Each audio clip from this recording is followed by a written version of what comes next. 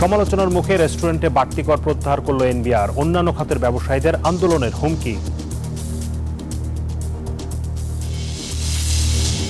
রংপুর অঞ্চলের অর্থনীতির চাকা সচল রেখেছেন চরাঞ্চলের কৃষক। নদীর চরে কৃষিতে হাজার কোটি টাকার সম্ভাবনা।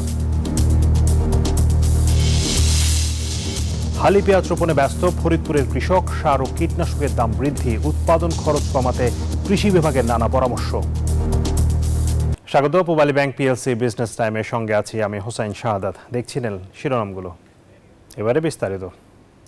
হোটেল রেস্তোরাঁ খাতে মূল্য সংযোজন কর বা ভ্যাট আগের মতোই ৫% বহাল রাখা হয়েছে বলে জানিয়েছেন জাতীয় রাজস্ব বোর্ড এনবিআর। এই সিদ্ধান্তকে সাধুবাদ জানিয়েছে বাংলাদেশ রেস্তোরাঁ মালিক সমিতি। এদিকে সংক্ষুব্ধ অন্যান্য আরও বেশ কিছু খাত তাদের উপর নেওয়া সিদ্ধান্ত বাতিলের দাবিতে আন্দোলনের প্রস্তুতি নিচ্ছে। গেল ৯ জানুয়ারি হঠাৎ শতাধিক পণ্য ও সেবার উপর বিভিন্ন হারে নতুন করে মূল্য সংযোজন কর, ভ্যাট এবং সম্পূরক শুল্ক আরোপের সিদ্ধান্ত জানায় জাতীয় রাজস্ব বোর্ড এনবিআর। তীব্র প্রতিক্রিয়া আসে খাত সংশ্লিষ্ট উদ্যোক্তা ও ভোক্তা পর্যায় থেকে। বৃহস্পতিবার সকালে সারা দেশে পূর্ব ঘোষিত কর্মসূচির অংশ হিসেবে রাজধানীর আগারগাঁয়ে এনবিআর ভবনের সামনে মানববন্ধন করে বাংলাদেশ রেস্তোরাঁ মালিক সমিতি। মানববন্ধন চলাকালীনই সংগঠনটির দাবি মেনে নেওয়ার ঘোষণা দিয়ে বৃহস্পতিবারের মধ্যেই আদেশ জারির কথা জানায় এনবিআর। গভর্নমেন্ট জনস্বার্থে একটি সিদ্ধান্ত গ্রহণ করেছে যে রেস্তোরাঁ সেবার ক্ষেত্রে ভ্যাটের হার পূর্বের মতোই 5% বহাল রাখা হবে। এবং আরেকটি বিষয় সেটা হলো তাদের যে বিষয় ছিল যে ভাসমান রেস্তোরাঁ কিন্তু অলরেডি এক্সেমশন দেওয়া আছে আগেই, অর্থাৎ কোনো ভাসমান রেস্তোরাঁর ক্ষেত্রে ভ্যাট আরোপিত হয়নি বা ভ্যাট আরোপিত নেই। তাৎক্ষণিক প্রতিক্রিয়ায় এনবিআর এর সিদ্ধান্তকে সাধুবাদ জানায় বাংলাদেশ রেস্তোরাঁ মালিক সমিতি। 15% ভ্যাট আরোপ একটি হঠকারী সিদ্ধান্ত ছিল বলে মন্তব্য তাদের। কোনো কিছু না বুঝে এই খাদ্যের একটা সেক্টরে 5% থেকে 15% নিয়ে আসা, এটা একটা হঠকারী সিদ্ধান্ত ছিল। এখান থেকে এনবিআর যে তার পুরো সিদ্ধান্ত চলে গেছে 5%, আমরা সাধুবাদ জানাই। এদিকে এনবিআর এর সিদ্ধান্তে ক্ষুব্ধ আরও বেশ কিছু খাত। বাংলাদেশ মুঠোফোন গ্রাহক অ্যাসোসিয়েশন জানিয়েছে মোবাইল রিচার্জ এবং ব্রডব্যান্ড ইন্টারনেটে ভ্যাট ও সম্পূরক শুল্ক প্রত্যাহার না হলে ঘেরাও হবে সচিবালয় ও এনবিআর। মোবাইল ইন্টারনেট এবং ব্রডব্যান্ডের উপর আরোপিত কর যদি আগামী রোববারের মধ্যে সরকার প্রত্যাহার না করে, তাহলে আমরা 21 অথবা 22 তারিখে আমরা পূর্ব ঘোষিত রাজস্ব ভবনের সামনে অবস্থান কর্মসূচি পালন করব এবং পরের দিন আমরা সচিবালয়ে অবস্থান কর্মসূচি গ্রহণ করব। দীর্ঘদিন ধরেই এনবিআর এর কর নীতি ও আদায় প্রক্রিয়া নিয়ে সমালোচনা করছেন ব্যবসায়ী ও ভোক্তারা। সাধারণ মানুষের উপর বোঝা চাপিয়ে নয়, নীতি এবং আদায় প্রক্রিয়া সহজ করে কর আহরণের জন্য জাতীয় রাজস্ব বোর্ড এনবিআর এর প্রতি আহ্বান উদ্যোক্তা এবং ভোক্তা পর্যায় থেকে।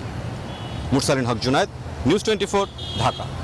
যে হারে ভ্যাট বাড়ানো হয়েছে তাতে বিস্কুট, কেক, জুস সহ বিভিন্ন খাদ্যপণ্য চলে যাবে ক্রয় ক্ষমতার বাইরে, বলছেন এই খাতে সংশ্লিষ্ট ব্যবসায়ী ও উদ্যোক্তারা। বৃহস্পতিবার সংবাদ সম্মেলন করেছেন তারা। বলেন, প্রক্রিয়াজাত খাদ্যপণ্যে ভ্যাট ও শুল্ক বাড়ানোর প্রস্তাব ভোক্তার স্বার্থ বিরোধী। বাড়তি কর প্রত্যাহার না হলে আন্দোলনের হুমকিও দিয়েছেন তারা।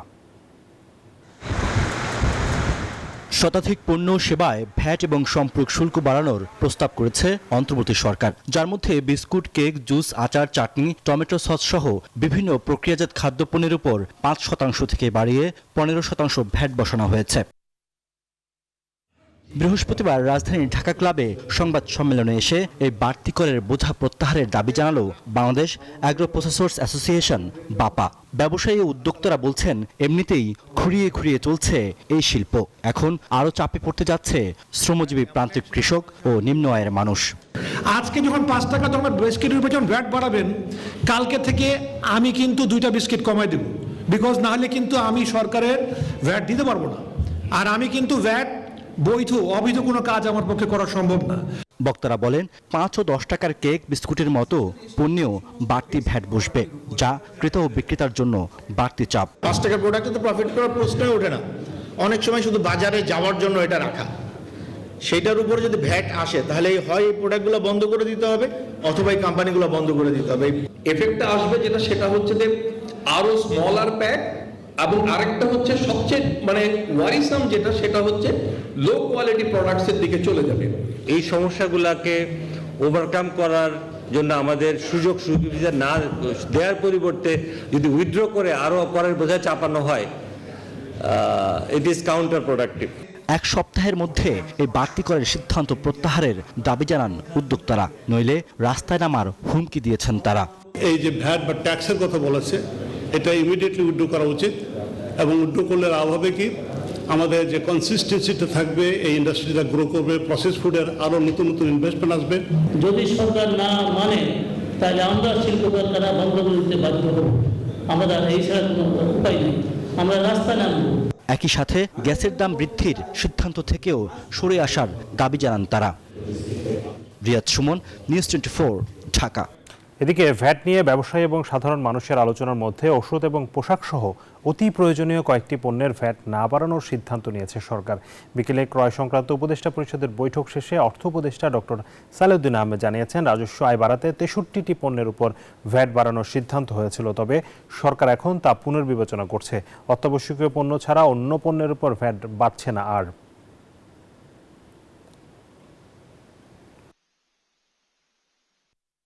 আজকে আমরা রিভিউ করেছি, কিছু কিছু ফ্যাক্টরটা আমরা পরে জানতে পারবেন।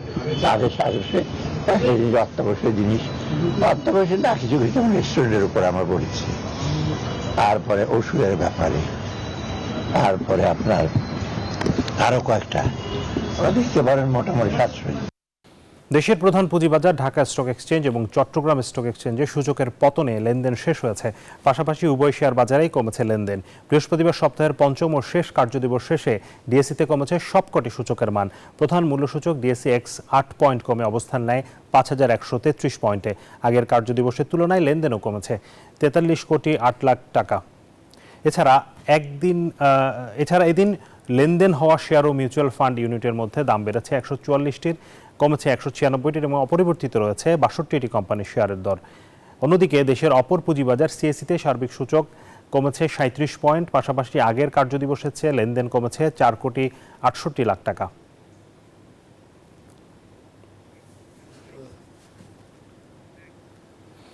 উত্তরের পাঁচ জেলার তিস্তা, ধরলা, ব্রহ্মপুত্র, ঘাঘট, দুধকুমার সহ বিভিন্ন নদ নদীতে শুকনো মৌসুমে জেগে ওঠা বিস্তীর্ণ চরে ফসল ফলিয়ে বাড়তি আয়ের পাশাপাশি অর্থনীতির চাকা সচল রেখেছেন কৃষক।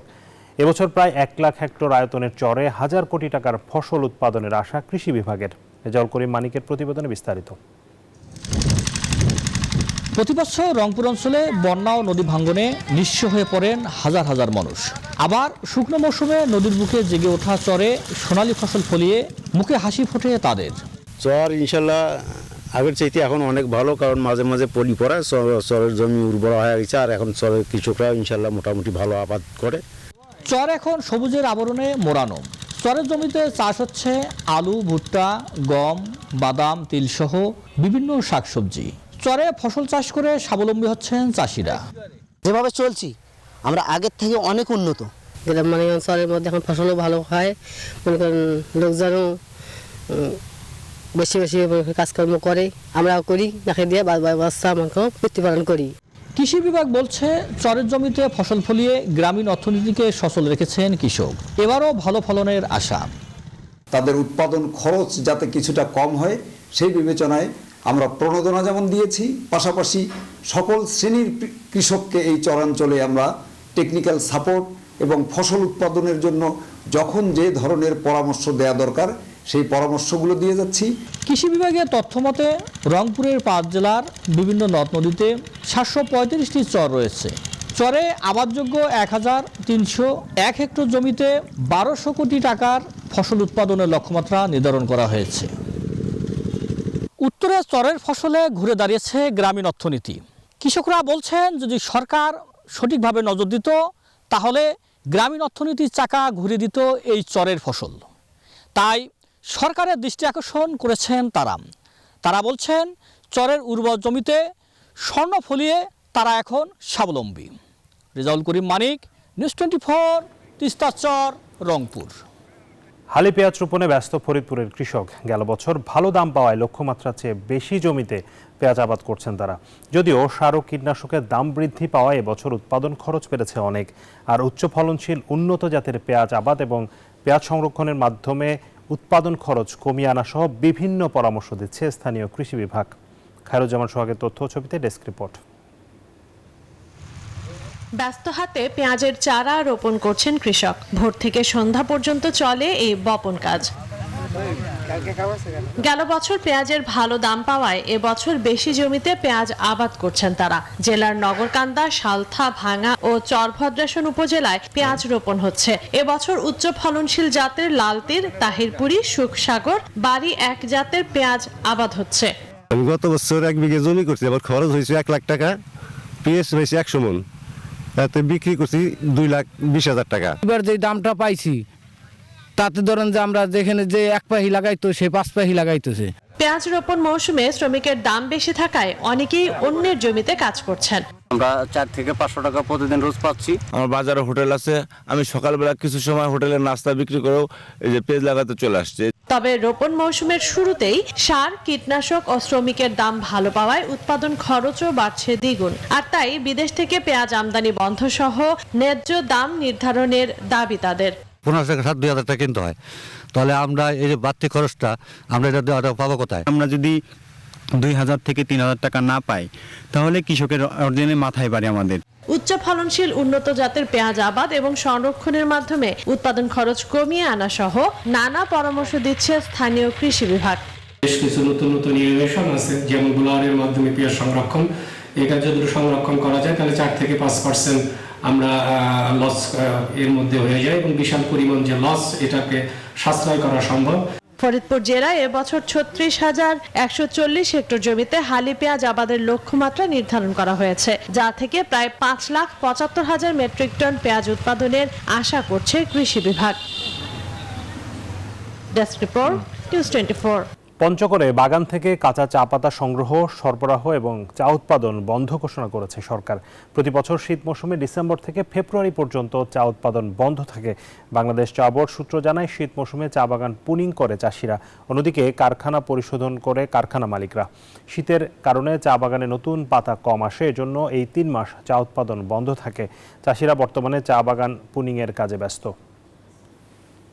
চীনের রপ্তানি গত ডিসেম্বর মাসে বেড়েছে, সেই সঙ্গে আমদানির গতিও বৃদ্ধি পেয়েছে। দেশটির সরকারি পরিসংখ্যানের তথ্যানুযায়ী 2024 সালের ডিসেম্বরে আগের বছরের একই সময়ের তুলনায় চীনের রপ্তানি 10.7% বেড়েছে। যদিও রয়টার্সের জরিপে রপ্তানি প্রবৃদ্ধি 7.3% হতে পারে বলে জানিয়েছিলেন অর্থনীতিবিদরা।